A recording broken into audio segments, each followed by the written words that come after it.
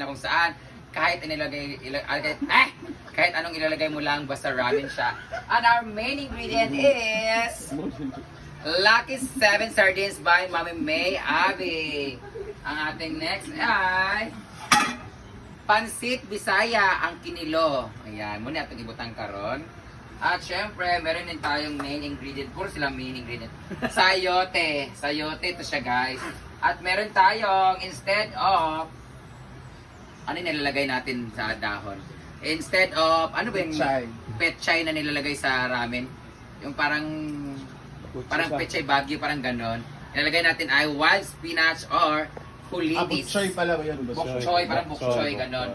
At maglalagay tayo ng tanglad para masarap yung aroma niya, may amoy. At syempre, meron tayong sibuyas, bawang, at may luya tayo para mas dagdag sa anghang. Ayan. Yun yung pagbisaya talaga, mahilig sa luya ang tanglad. At meron tayong red bell pepper. It's called capsicum. Ngayon, we are going to use olive oil. Ha? Sure? Olive oil to. Yeah, very Ano mo healthy. binili? Ay, aning olive. Ayan.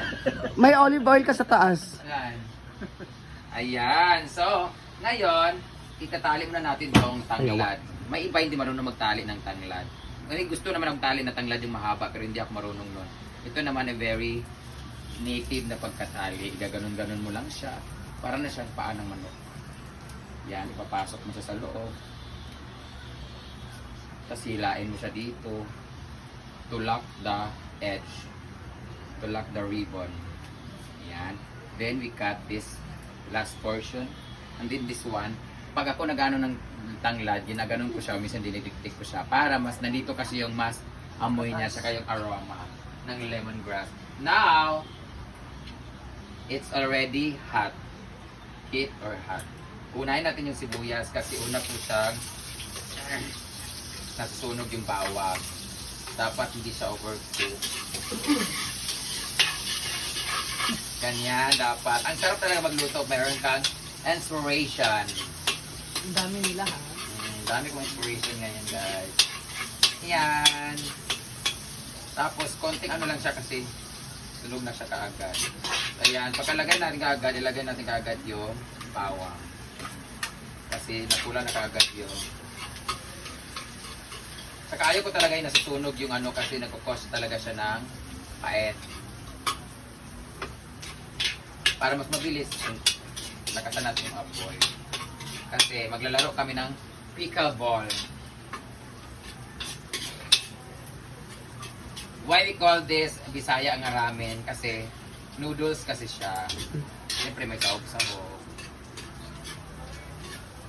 Ayan, ilalagay na natin yung luya para lumabas yung kanyang yan yung lasa ng luya talaga. May sabaw to guys, hindi lang to siya ginisa kundi sinabawan to pero konti lang. Tapos paparisan din namin to later na bulad or toyo or dried fish. Actually, madali lang siya pumula. Ayan, pulang-pula na siya, makikita niyo. Ngayon, ilalagay natin yung sardinas, the Lucky 7. Tatlo yung lalagay natin.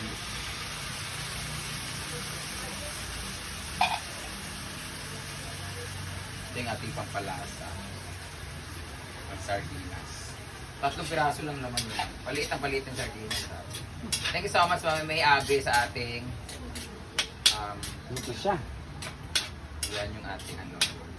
Tapos, pag medyo mga 2 to 3 minutes lang na pagsisimmer niya, ilagay natin itong ating sayote. Tapos, sasabawan natin siya. Pag kumulo, ilalagay natin yung pansit.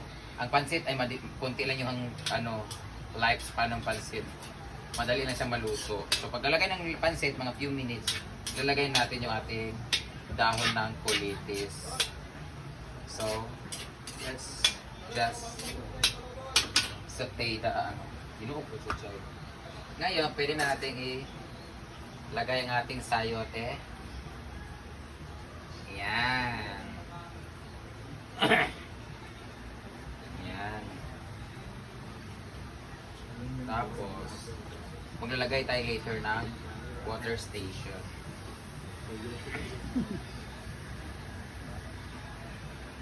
Yung mga cameraman tayo sa gilid-gilid guys. Alam mo dapat talaga, From different channel. ito dapat yung gagawin ko bukas. No? Bukas kaya anong lulutuin natin. Pero mas maganda kung doon tayo magluto sa... Ayan na. Segment producer. Cut! Lalagay na tayo ng paminta, Pepper. durog, pepper. Pero the more na maraming paminta, the more na mas masarap yung sabaw. Di ba sa Japan, ganyan ginagawa nila. Maglagay tayo ng water. Ay, may tubig na pala dito.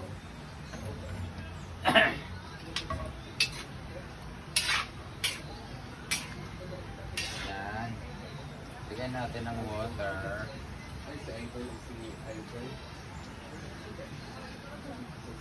Kasi nga, masabaw siya. Hanggang gabi na yan ah. Lagyan natin siya ng ganyan. Tapos, maglagay natin na tayong konting asin. Kasi ipapa-absorb na natin yung lasa niya sa ating gulay. Konti lang kasi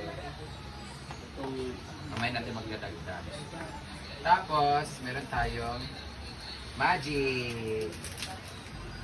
Hindi naman pwedeng wala tayong magic kasi yun talaga yung taste ng kalasa. Tama, sa kilid. Wala nga, ayaw nga dito sa here. Ayaw maano yung here. Ah, iyakan daw siya. Here. Lalagay na natin yung ating atsal. At ang ating tanglad. Nakalimutan. Ito papalasa. Yan lang.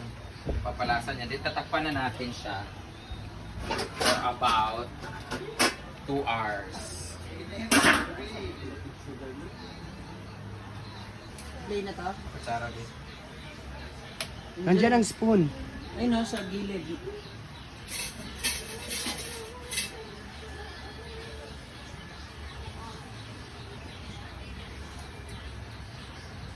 Mantabang pa? Ano ba?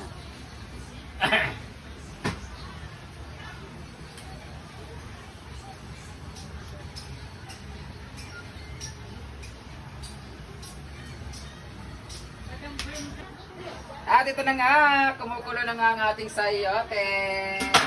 Pero before anything else, bago natin tapusin ang pagluluto, dahil kailangan natin ng energy, kailangan natin ng vitamin C. At ang aking ininom na vitamin C ay ang sodium ascorbate ng Neo Alkaline C. Napaganda ng alkaline C nito guys, na vitamins. Kasi itself na name itself pa lang ay alkaline na siya. So mag-inom muna tayo habang kumukulo ang ating sayote. Para mas energetic tayo at iwas tayo sa mga kung ano ng mga sakit na dadapo sa atin. So ito na nga, titikman muna natin ang ating sayote. Ayan, medyo matabang-tabang siya. Kailangan natin lagyan na toyo para may konting color. Siyempre, ang iba ay mahilig talaga sa malasa-lasa. Konti lang din yung nilagay natin na ano, magic sarap. Nga ano mo ganing kulira, nga di mo gikaabri, ganing naram ko ano. Kamay lang Brit, kay ano. Lalagay na natin yung ating pansit. Ara. Yan ang ating pansit. Ang ating isa sa mga nagpapalasa ng pansit. O kaya, maalat pa naman to. Dapat din ako naglagay pala ng Yugasan mo na ako. Giugasan. Eto na. At syempre, konti lang naman ang buhay ng pansit. Madali lang ito maluto. Magpapainit lang siya ng antag nito. Ang luluto na lang dito yung kainit niya. Titikman natin ulit kasi kunwari ano tayo, malinis ang ating pagluluto ngayon.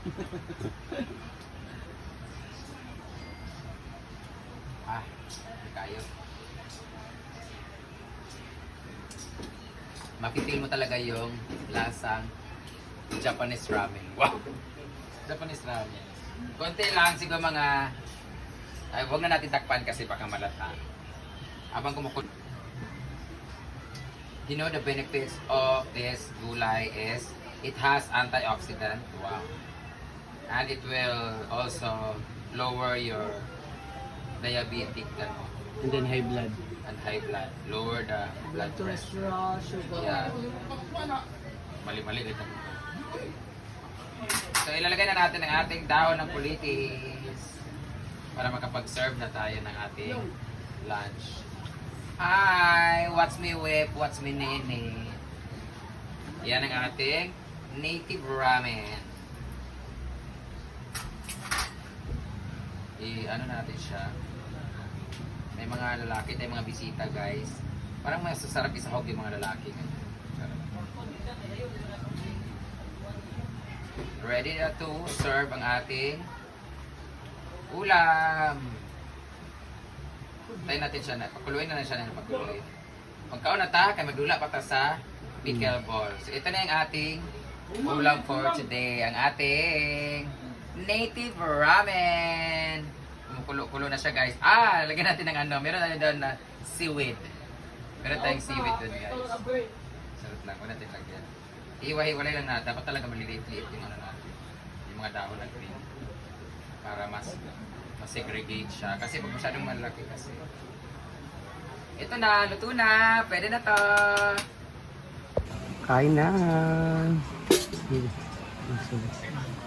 Wala kasi isang stand ba?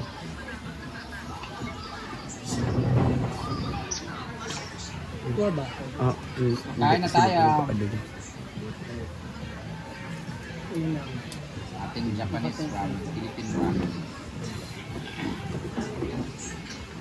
We still have torta. Oh. Ay, kain na.